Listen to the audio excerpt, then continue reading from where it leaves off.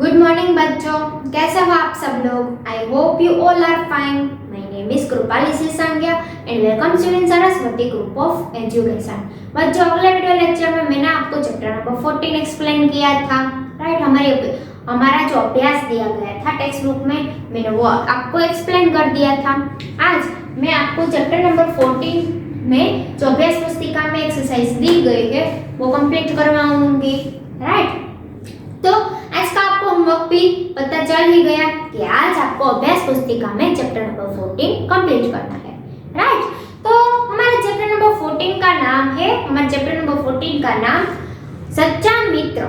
सच्चा मित्र कौन था हमारा?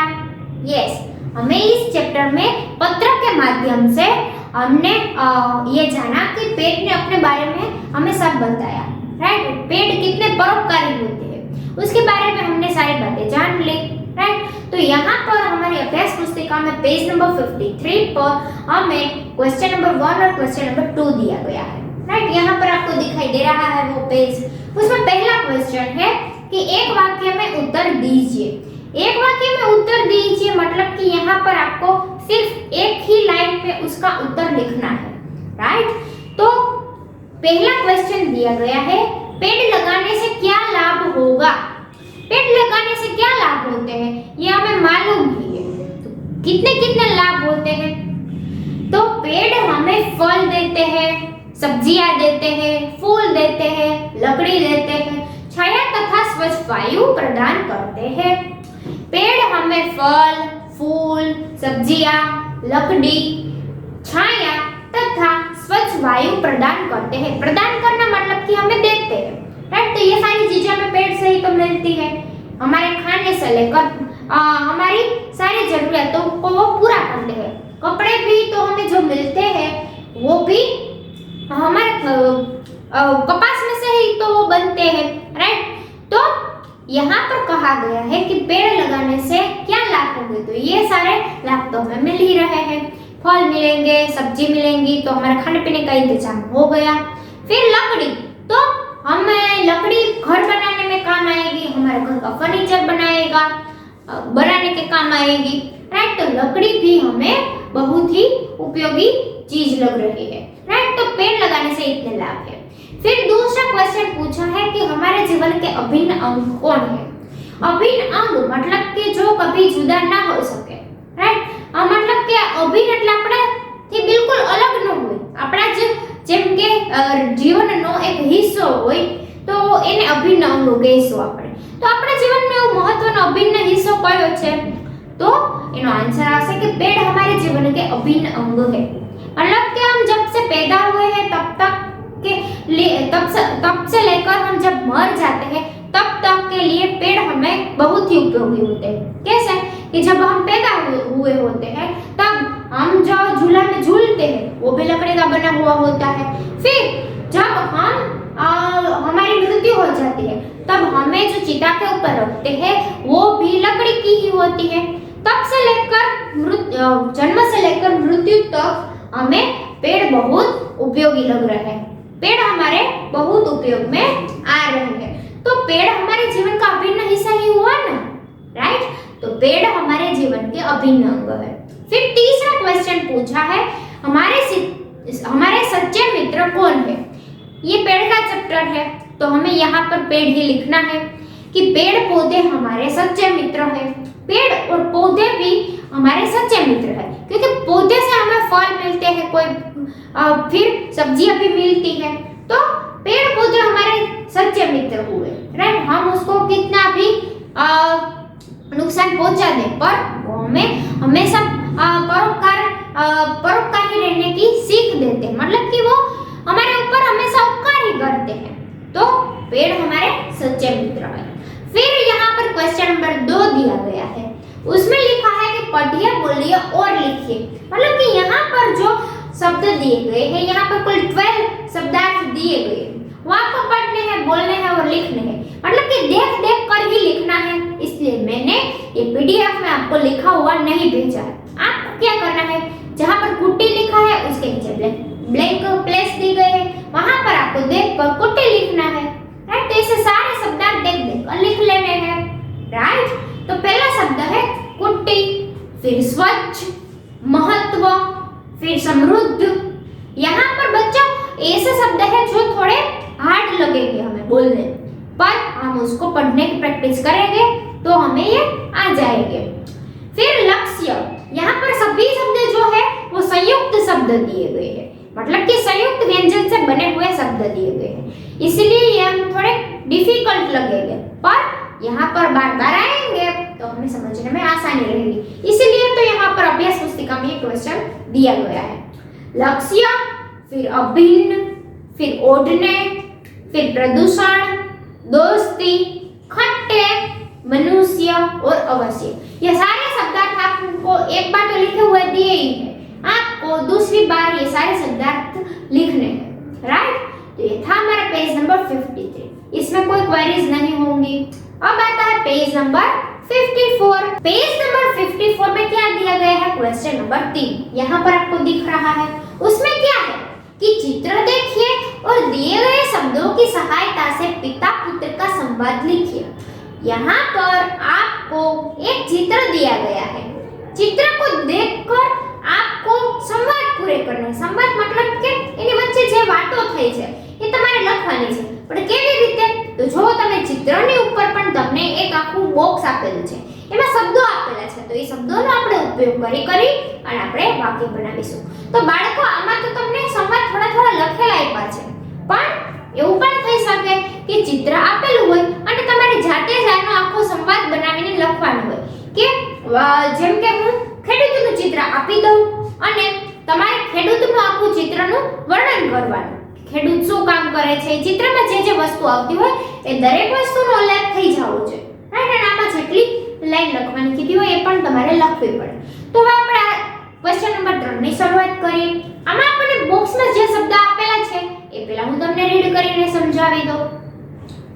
આમાં આપણને પહેલો શબ્દ છે कारखाना, कारखाना, फिर दूसरा वाहन, धुआं, प्रदूषण, पेड़ पौधे, स्वच्छ हवा, वृक्षारोपण और सांस, ऐसे शब्द दिए गए हैं। इसलिए हमें पता चल रहा है कि ये ट्रैफिक का चित्र है, मतलब कि आपको ट्रैफिक जाम થયેલો છે રોડ ઉપર એનું ચિત્ર છે। પાછળ જો આપણે જોઈએ છીએ તો કારખાનાની ચીમની मतलब કે જેમાંથી ધુમાડો બહાર નીકળતો હોય, રાઈટ। તો એ ચીમનીમાંથી આપણને કાળો કાળો ધુમાડો નીકળતો દેખાય છે। કારખાનું આપેલું છે, પછી અહીં તમે જુઓ છો ઘણા બધા વાહનો આપેલા છે, પછી ધુમાડો જુઓ છો, પછી પ્રદૂષણ જુઓ છો। પ્રદૂષણ છે કેમ ખબર પડી કે જો અમે બાળક છે અને એની સાથેના પિતા છે, તો બાળકે રૂમાલથી પોતાનું નાક આવી રીતે ઢાંકી દીધું છે, તો આપણને ખબર પડી કે અહીંયા બહુ જ પ્રદૂષણ છે અને બાળકને શ્વાસ લેવામાં તકલીફ થાય છે, એટલા માટે બાળકે પોતાનું નાક રૂમાલથી ઢાંકી દીધું છે। तो આપણને ખબર પડી ગઈ કે પ્રદૂષણથી આપણે એક વાક્ય એવું બનાવી શકીએ। પછી पेड़ पौधे, तो यहाँ पर बिल्कुल पेड़ पौधे कम नजर आ रहे हैं ही नहीं, राइट। है भी तो भी 2 ही है और बहुत ही कम मात्रा में और बहुत छोटे छोटे। फिर स्वच्छ हवा, स्वच्छ हवा यहाँ पर कहीं नजर नहीं आ रही, हवा तो वैसे भी नजर नहीं आती, पर उस स्वच्छ हवा नहीं मिल रही है, उसके कारण बच्चों को श्वास लेने में तकलीफ हो रही है, मतलब कि यहाँ पर स्वच्छ हवा की गैरहाजिरी है।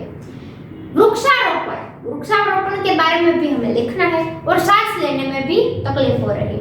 तो इन शब्दों के एक एक शब्द के मैंने बड़े एक एक लाइन के सेंटेंस आपको बताए, यही हमें लिखना है।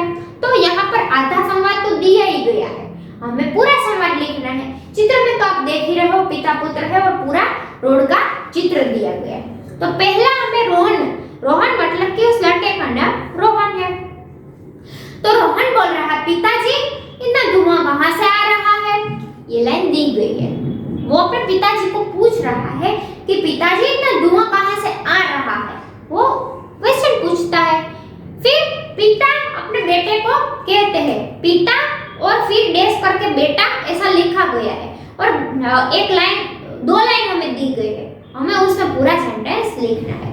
तो हमें इसमें क्या लिखना है, तो हमें पहले वर्ड का इस्तेमाल करना है। कारखाना ये दिए गए हैं वो हमें इस्तेमाल करना है।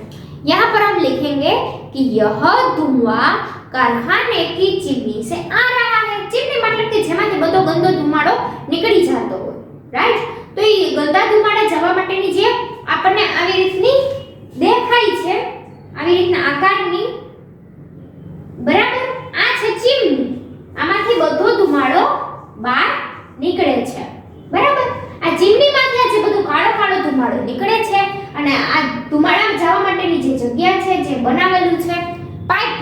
જવું હોય એને કહેવાય ચીમની. તો બધા કારખાનાની બહાર આવી ચીમનીઓ હોય જ છે, રાઈટ? તો પિતા છે એના દીકરાને એમ કહે છે कि बेटा यह धुआं कारखाने की चिमनी से आ रहा है. तो यहाँ पर कारखाना और धुआं ये दो शब्दों का हमने प्रयोग कर लिया है. अब हम तीसरी लाइन में पहुंचे हैं. रोहन बोलता है नाना जी के गांव में, यहाँ पर गांव का उल्लेख किया गया है. तो लड़का कोई कंपैरिजन कर रहा है, ऐसा हमें पता चला गांव का और शहर का. तो बेटा अपने पिता से पूछता है कि नाना जी के गांव में, तो फिर यहाँ से कंप्लीट नहीं किया गया है, तो हमें कंप्लीट करना है. हम लिखेंगे गांव है, तो हमें सोचना है कि गांव है तो पेड़ पौधे तो बहुत ही होंगे. तो हमें लिखना है कि नाना जी के गांव में तो पेड़ पौधे तथा स्वच्छ हवा थी. गांव में तो स्वच्छ हवा और बहुत सारे पेड़ पौधे थे. तो हमने दो शब्दों का प्रयोग किया, पेड़ पौधे और स्वच्छ हवा. तो ये दो भी आ गए. अब तक हमने दो लाइन में कुल 4 शब्दों का प्रयोग कर लिया है. यहाँ पर जितने शब्द दिए गए हैं ना बच्चों, वो सारे शब्दों का प्रयोग हो जाना चाहिए. इस प्रकार हमें कोई मीनिंगफुल संवाद बनाना पड़ेगा. तो लड़का बोलता है कि नाना जी के गांव में तो पेड़ पौधे तथा स्वच्छ हवा थी, यहाँ क्यों नहीं है? पिताजी बोलते हैं हाँ बेटा, शहरों में वाहनों से धुआं निकलता है और प्रदूषण फैलता है. फिर भी एक बार धुआं ले लिया था फर्स्ट सेंटेंस में. अब यहाँ पर दूसरी बार हमें धुआं लेना पड़े तो भी हम ले सकते हैं और उसके साथ कोई दूसरे शब्द जोड़ देते हैं. धुआं और प्रदूषण, इस बार 2 शब्द आए, धुआं और प्रदूषण. तब तक हमने फर्स्ट लाइन में जितने शब्द आए थे वो सारे ले लिए हैं, धुआं और प्रदूषण. पिताजी कहते हैं कि हाँ बेटा, शहरों में वाहनों से धुआं निकलता है और प्रदूषण फैलता है. वाहन यहाँ पर बहुत सारे दिखाई दे रहे हैं, तो वाहन, धुआं और प्रदूषण. तो वाहनों के धुएं के कारण यहाँ पर बहुत सारा प्रदूषण फैल गया है. शहरों में तो ये आम बात है क्योंकि हम भी शहर में रह रहे हैं. थोड़ी देर हम रोड पर बैठ जाए तो हमें सांस लेने में भी तकलीफ होने लगती है क्योंकि वहाँ पर बहुत सारा कार्बन डाइऑक्साइड वायु जमा हो जाता है क्योंकि वाहनों के धुएं बहुत सारे निकलते हैं. और जो पुराने वाहन हो जाते हैं उसमें से तो बहुत जहरीली हवा निकलती है, बहुत जहरीला धुआं निकलता है जो हमारे स्वास्थ्य के लिए बहुत ही हानिकारक है. पिताजी कह रहे हैं, रोहन कह रहा है क्या यह प्रदूषण, फिर हमें पूरा सेंटेंस हमें करना है, क्या यह प्रदूषण हमारे लिए हानिकारक है? तो यहाँ पर पूछ रहे हैं बेटा अपने पिताजी से कि क्या यह प्रदूषण हमारे लिए हानिकारक है, हमारे स्वास्थ्य के लिए हानिकारक है? प्रदूषण तो फैला है पर हानिकारक होगा, हानिकारक है क्या? तो अपने पिताजी से पूछता है. तो पिताजी भी बोलते हैं पेड़ पौधे लगाने चाहिए, वृक्षारोपण द्वारा प्रदूषण को कम किया जा सकता है. तो उसके पिताजी भी बोलते हैं कि पेड़ पौधे लगाने चाहिए, यह हानिकारक ही है तो हमें पेड़ पौधे लगाने चाहिए जिससे कि हमें स्वच्छ हवा मिल सके. वृक्षारोपण द्वारा प्रदूषण को कम किया जा सकता है. वृक्षारोपण मतलब कि વૃક્ષોને ઉગાડવાથી આ પ્રદૂષણને આપણે ઓછું કરી શકીએ છીએ. સાવ ઘટી જાય એવું તો આપણે નથી કહેતા, પણ આપણે વૃક્ષો જેમ વધારે વાવીશું તેમાં પ્રદૂષણનું પ્રમાણ ઘટતું જશે. તો બાળકો આ ચિત્ર ઉપરથી આપણે આટલો મોટો સંવાદ બનાવ્યો, રાઈટ? આ તો તમને આમાં થોડુંક લખેલું આપ્યું છે પણ ન આપેલું હોય તો પણ હવે આપણને લખતા આવડે ને કેમ કે ઉપર હેલ્પિંગ વર્ડ્સ આપેલા છે, રાઈટ? તો ચેપ્ટર ક્વેશ્ચન નંબર 3 અહીંયા પર કમ્પ્લીટ થઈ ગયો છે. હવે આપણે પેજ નંબર 55 ઉપર પહોંચ્યા છીએ. 55 માં આપણને ક્વેશ્ચન નંબર 4 આપેલું છે કે નીચે लिखे अनेकार्थक शब्दों के अर्थ लिखिए. अनेकार्थक शब्द એટલે કે એક શબ્દ આપેલો હોય એના આપણે ઘણા બધા અર્થ થતા હોય, રાઈટ? તો એક શબ્દના ઘણા બધા અર્થ થતા હોય એવા શબ્દો કયા છે? તો અહીંયા આપણને 4 શબ્દો આપેલા છે, રાઈટ? આવી રીતે આમ ત્રિકોણ કરીને આપેલું છે અને પછી અહીંયા સામે જગ્યા આપેલી છે અને આ ત્રિકોણમાં એક શબ્દ લખેલો છે પણ એના આવી રીતે ઘણા બધા અર્થો થતા હોય, રાઈટ? તો આપણે બબે અર્થ લખવાના છે 4 શબ્દોના. તો પહેલો શબ્દ આપણને આપેલો છે પત્ર. તો પત્રનો અર્થ થાય ચિઠ્ઠી. એ તો આપણને ખબર છે, આપણે પત્ર લેખન સમજી ગયા, રાઈટ? અને આ ચેપ્ટર આખું હતું એ પણ એક પત્ર લેખન જ હતું. વૃક્ષો આપણને પત્ર લખતા હતા, રાઈટ, એટલે આપણને પત્રનો મતલબ ખબર છે. પત્ર એટલે ચિઠ્ઠી, રાઈટ. એક મતલબ ખબર છે, બીજો પણ મતલબ થાય છે પત્રનો. શું થાય છે? पत्र मतलब के पत्ता. ये जो झाड़ पान के पत्ते होते हैं उसे पत्र भी कहा जाता है, राइट. तो पत्र के दो मीनिंग हुए, पत्र यानी कि पत्ता और पत्र यानी कि चिट्ठी, राइट. तो ये पहला समझ में आ गया. फिर दूसरा दिया गया है कल. कल के भी दो मीनिंग होते हैं. कल मतलब कि बीता कल, जो बीत गया है उसे भी कल कहते हैं. और कल का दूसरा मीनिंग क्या होता है? आने वाला दिन. आने वाला दिन होता है उसे भी हम कल ही कहते हैं, राइट. जैसे कि मैं बोलूं कि मैं कल आपको ये चैप्टर नंबर 2 एक्सप्लेन करूंगी, सपोज ऐसा एग्जांपल दे रही हूं. कल, तो उसे भी कल कहते हैं. और जो बीता हुआ होता है उसे भी कल कहते हैं, राइट. तो कल भूतकाल में भी इस्तेमाल किया जाता है और भविष्य काल में भी उसका उपयोग होता है. वर्तमान काल में हम कल नहीं कहते हैं, हम आज कहते हैं, राइट. तो कल के दो मतलब हुए, बीता हुआ कल और आने वाला कल, राइट. तो इस प्रकार कल के दो मीनिंग पता चल गए. फिर तीसरा शब्द दिया गया है बाल. बाल मतलब के बच्चा भी होता है. बाल मतलब कि शिशु, बालक, बच्चे को भी हम बाल कहते हैं. और बाल का दूसरा मतलब क्या है? बाल मतलब कि ये केस, हमारे जो बाल है उसे भी हम केस को भी हम बाल ही कहते हैं. तो बाल के दो मतलब हुए, बाल यानी कि बच्चा और बाल यानी कि केस, राइट. तो तीनों शब्द हमें समझ में आ गए. अब हमारा अंतिम शब्द है फल. फल मतलब क्या? फल मतलब कि हम जो खाते हैं, राइट. तो वो खाने वाले फ्रूट्स को भी फल कहा जाता है.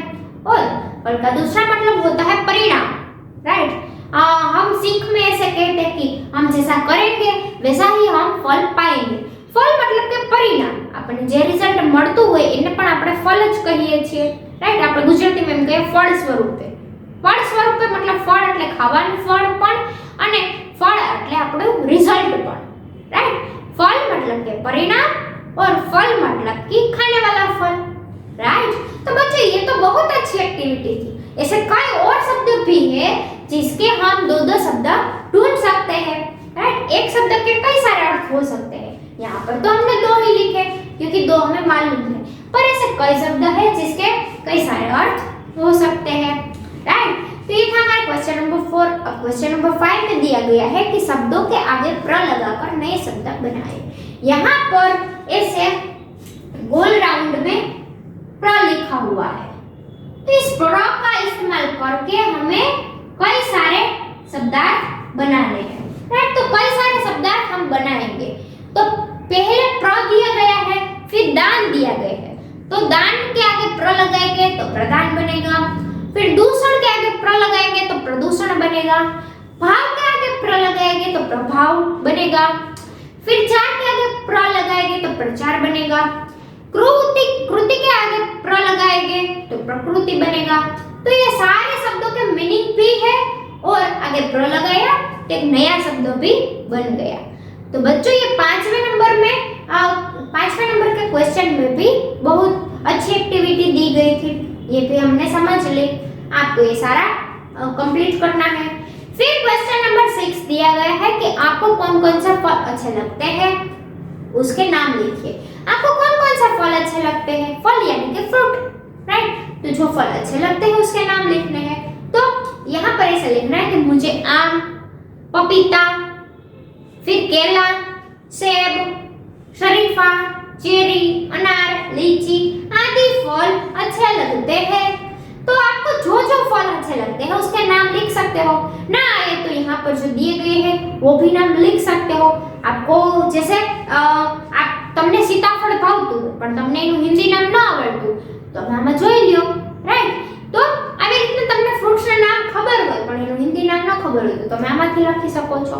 અને જેને આવડતું હોય પોતાની રીતે પણ પોતાના મનપસંદ ફ્રૂટના નામ લખી શકે છે. એવો જ क्वेश्चन नंबर 7 છે कि अपने मित्रों के नाम लिखें. अपने मित्रों के नाम लिखने हैं इसलिए मैंने यहाँ पर नाम लिखा हुआ नहीं दिया है, राइट. तो आपको अपने मित्रों के नाम लिखने हैं. ये था हमारा क्वेश्चन नंबर 7.